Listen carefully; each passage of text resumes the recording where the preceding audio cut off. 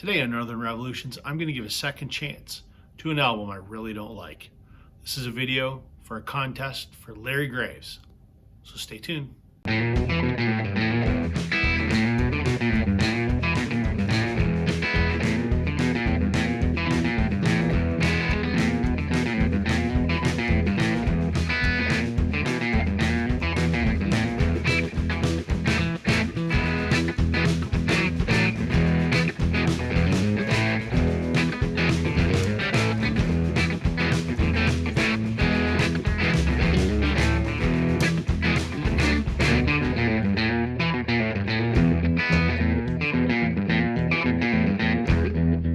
Hey, Vinyl community, welcome to Northern Revolutions. I'm Rob. Welcome back if you're returning. Welcome if you're new. Today I'm going to be doing another contest entry for Larry Graves, more popularly known as the Canadian Stud Buffin. He's got a When I'm 65 contest going on at the moment where he would like us to give an honest second chance to an album that we haven't listened to in a while because we, for whatever reason, didn't really like it. And of course, I got to support Larry's channel, being a member of the vinyl community and also fellow Canadian. It is my civic duty. So when I first heard about Larry's contest, there was an album that instantly popped into my mind. It's this album here. This is Jim Cuddy. This is his third solo album called Skyscraper Soul. Jim Cuddy is one of my musical heroes. He is a prolific Canadian singer-songwriter. He's in the Canadian Music Hall of Fame. He's one of the founders and frontmen of the legendary Canadian country rock band Blue Rodeo, who I've talked about ad nauseum on this channel. Jim Cuddy's incredible. I've met him many times. Wonderful man. I love virtually everything that Jim has ever put out. With Blue Rodeo, Jim's put out something like 18 studio albums, a couple live records. They're in the Canadian Music Hall of Fame. They have a star on the Walk of Fame. They've won more Junos, which is our version of the Grammys, than any other band. They're absolute legends. I love every one of their albums. Just phenomenal. He's sort of my generation's Gordon Lightfoot, if you will. In 1998, Jim put out his solo debut, which is called All in Time. I think this is an absolute masterpiece.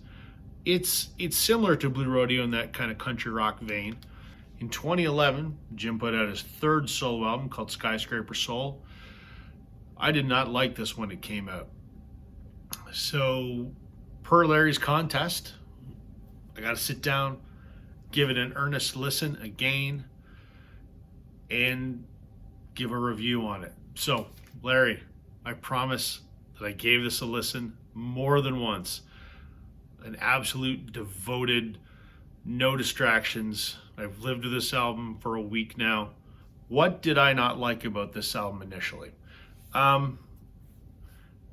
This album is a slight departure in Jim's songwriting, I think.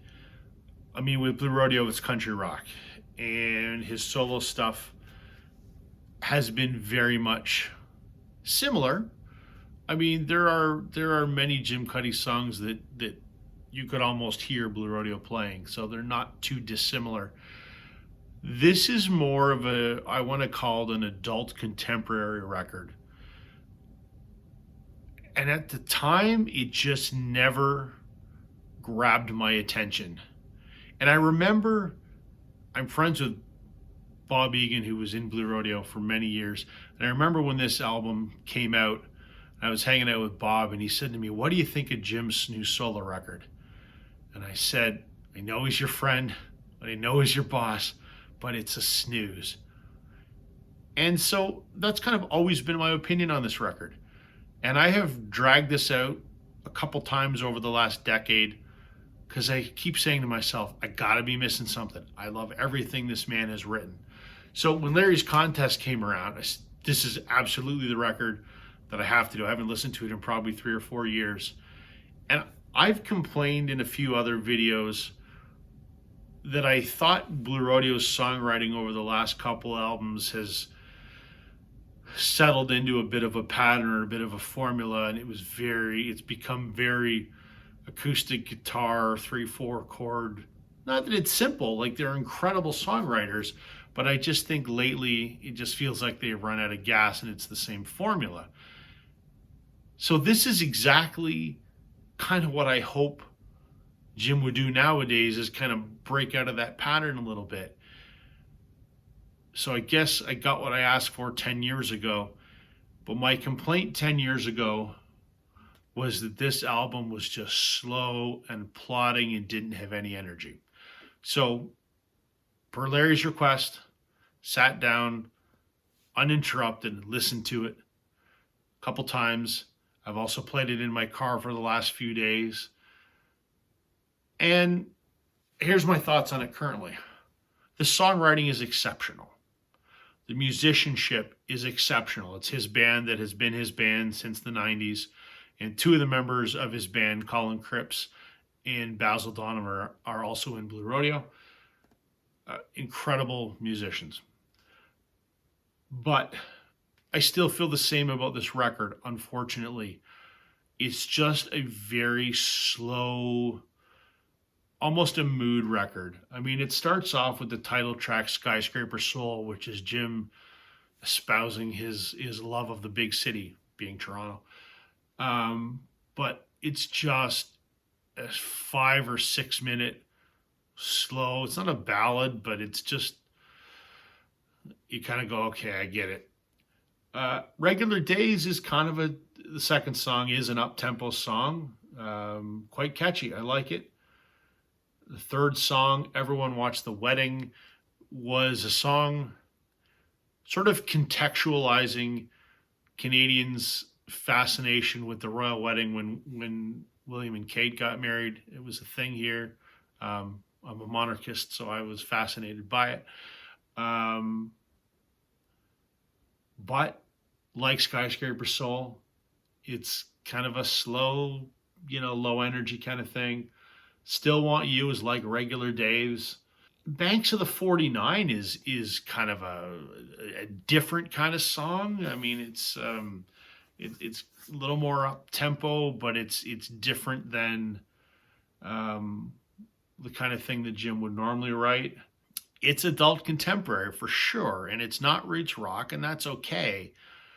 But this album is dominated by long, slow songs.